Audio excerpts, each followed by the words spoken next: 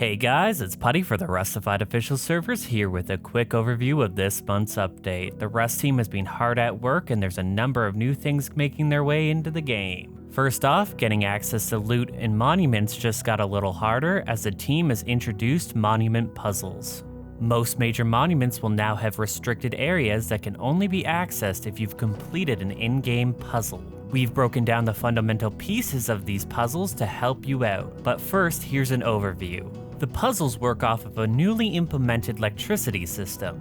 You need to deliver power to a locked door and then use the corresponding key for said door. Inside, you'll find loot that respawns every 30 minutes.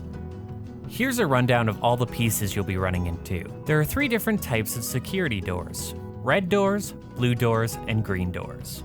Red doors being the most difficult, followed by blue being medium difficulty and green being the easiest. For each of these doors, you need to find a keycard that matches the color. You can find keycards located on desks in rad towns. But there are also plans for lower tier green cards to be dropped by scientists. And blue cards can be picked up at vending machines at the outpost. And red cards can only be found on desks behind locked blue doors. All these cards have a swipe limit, so make sure you're using them on the correct door and when the power is turned on. So you might be asking yourself, how do you know when the power is on? You can tell that a door has power when the keypad is lit up. But what if a keypad isn't lit up? Well, that's where the problem solving starts.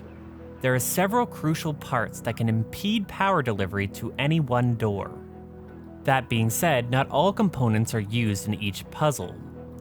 First off, there's a power switch. This is pretty self-explanatory. All you have to do is press E on it. Next is a fuse box. You need to find a fuse in a loot box and place it inside. The fuse has a limited amount of durability. As you can see here, the durability only ticks when the power is making its way through the box. This means you only have a limited amount of time, so make sure you plan out your next step before you turn on the power. There is also a timer component to some circuits. These are similar to fuse boxes, but instead of needing to place a fuse in them, you can simply activate them to start the timer and get electricity flowing.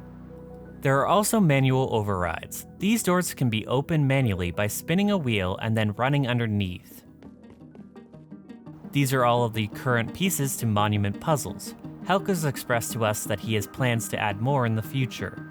Oh, and as a result of implementing this new system, there's some new visuals at some monuments, and there's been some layout changes at other ones. Reddit goers will be happy as the damage dealt by the Spaz 12 shotgun has been increased by Helk. Happus continues to receive quality of life changes. There is now an outpost on the map, and there's also a new monument and islands on the south edge of the map.